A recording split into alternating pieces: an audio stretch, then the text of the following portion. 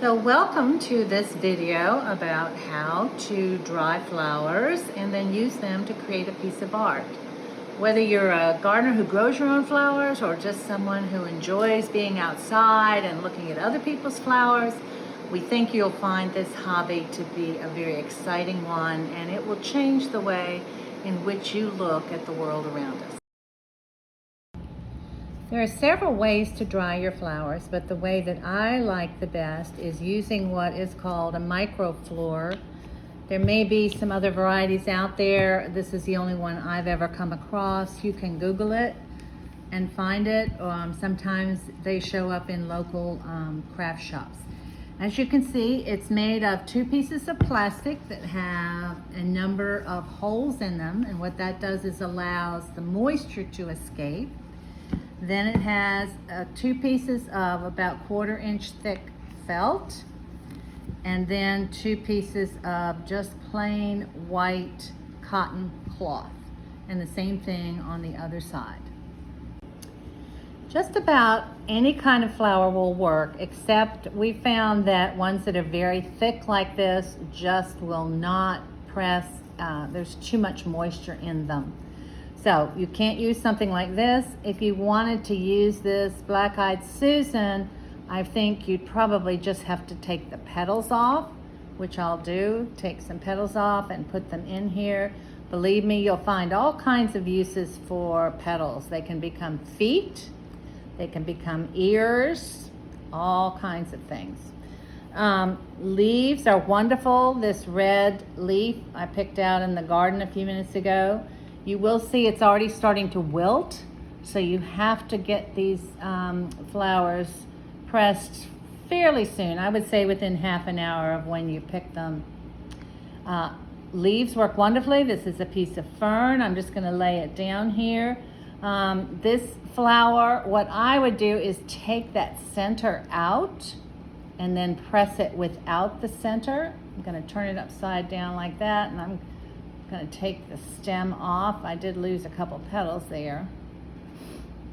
Okay, these are little petunias. You can lay them like that, or you could lay them upside down.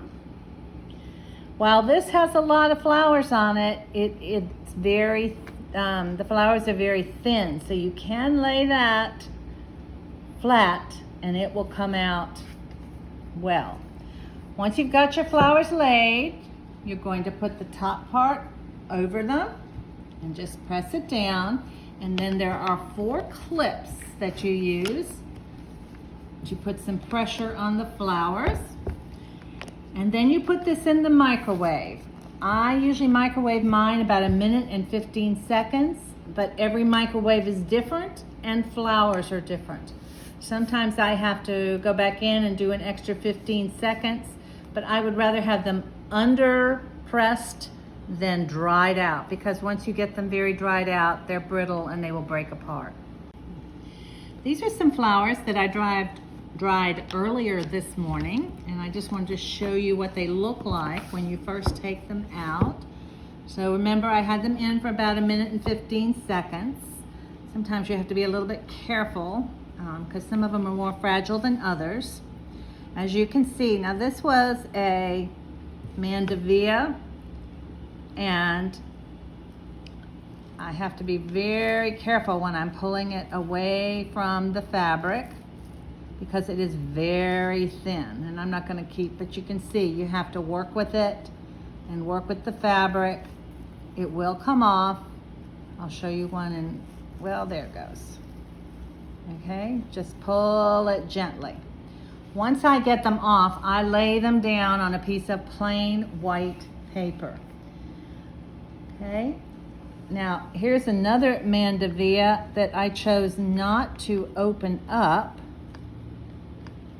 so it looks very different than this one. This one I chose to tear apart and lay flat.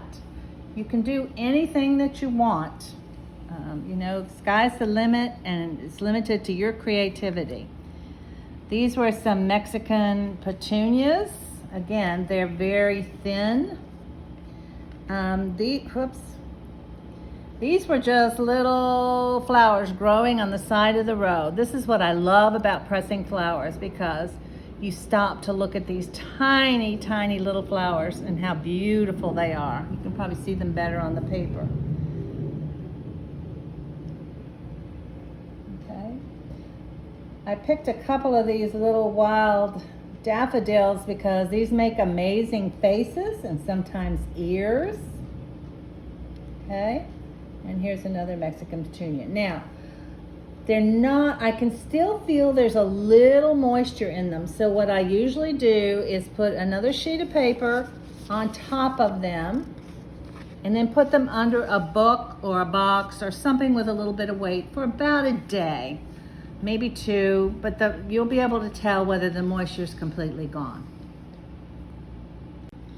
So these are a few examples of ones I've pressed within the last few days and then laid on this sheet of white paper. One thing I do want to say, these are Crocosmia, and they were bright red before I pressed them. So many of your flowers will change colors, and you'll just have to experiment. Some things you'll like, some things you won't. Some things just don't come out well pressed at all. Here is this small little flower I was showing you just a moment ago. I don't know how well you can see, but it's a beautiful, tiny little flower. As I said, doing this just makes you appreciate the natural world so much more. These little dandelions, as I showed you in the last when I was pressing, are just great as tiny little, like a hair on a little child. Here are some more that I pressed. These are morning glories. Some of them have turned purple, some stayed the pink color.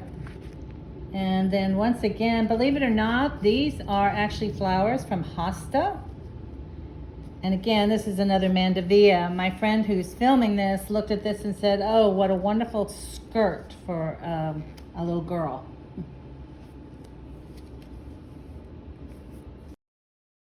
I put them in this plastic sleeve with a piece of white paper, and then I sort mine by color. So you can see that all of these generally are a pink color because, and this, well, that's a little purple, but when I go to create a picture, usually I'm looking for a specific color.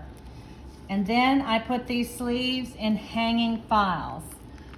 Initially I put them in a book, but then you have to flip back and forth all the time. I've just found using hanging files to be the easiest way to do it.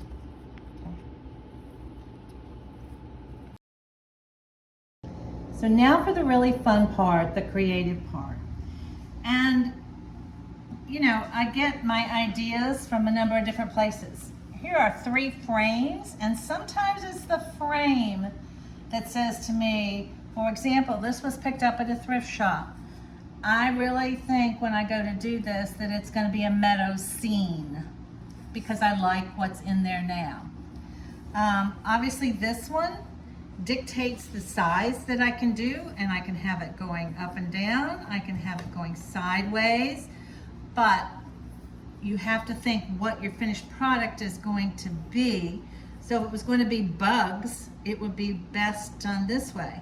If it was going to be birds, it would be best done this way. And then this little frame I'm going to show you in a moment. We're going to start a picture. I don't know, this just said to me child and bunny rabbit, and I don't know why, but it did. I also get a lot of ideas off the internet. I mean, I do not think up these things at all myself. So I've started a notebook, which I think you might find helpful also, of just ideas that I have found on the internet. All kinds of different dried flowers. Now, you'll never be able to create exactly what you see because you won't have the same flowers, you won't have the same sizes, but it just gives you ideas to get started. Okay.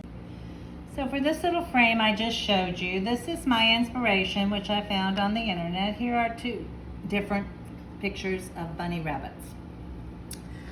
Now, for a background here, you'll see this is a see-through frame.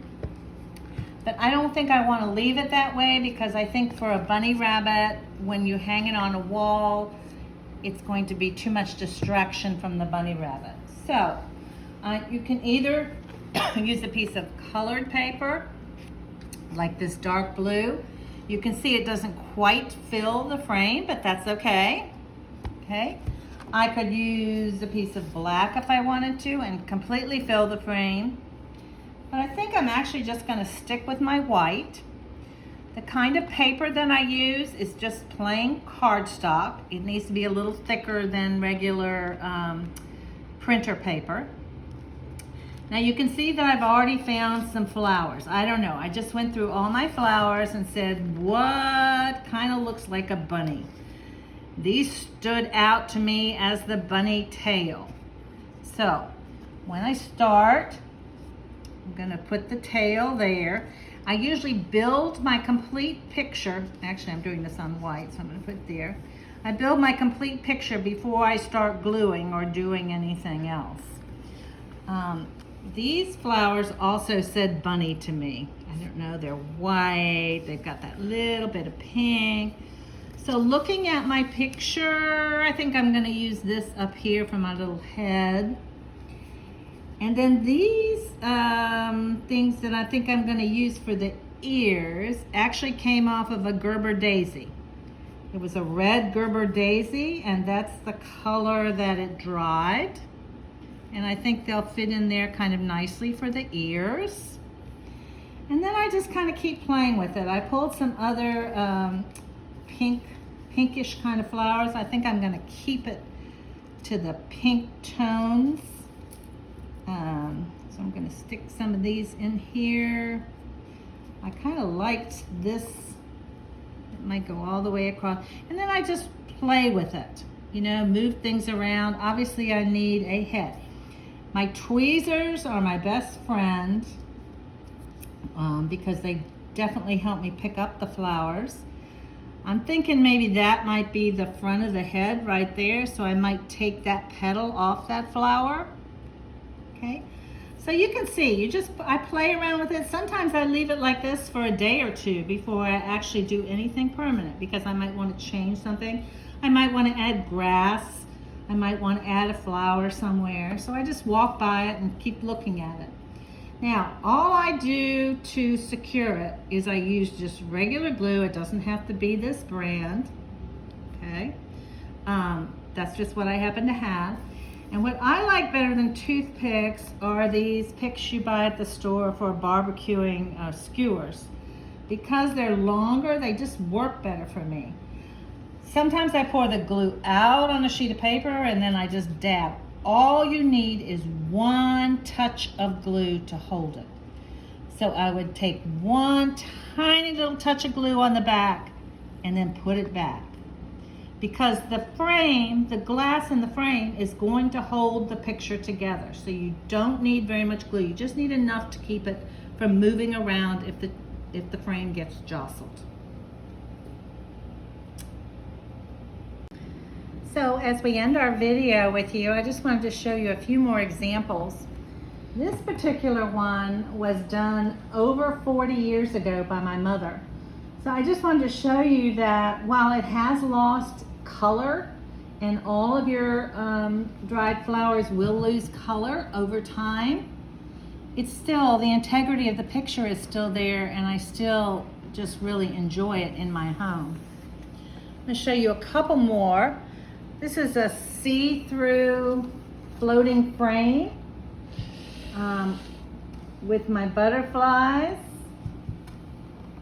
Okay, just to give you some ideas. I've also used this same frame done horizontally and made a big meadow scene without the white paper. And by the way, when I do that, I actually do put a little piece of glue on the back of the flowers and hold it to the glass, because otherwise it will slip in the frame.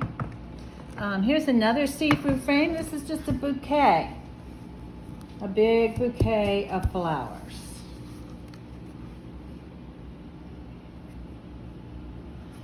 And then finally, I'm going to end with one of my favorites, which is this giraffe. Look at the face, the pansy face of that giraffe. Is that not a perfect giraffe face? And that's just to say, this is a wonderful activity for you to do with your children, for a whole family to do together. It just has endless possibilities. We hope you enjoy it.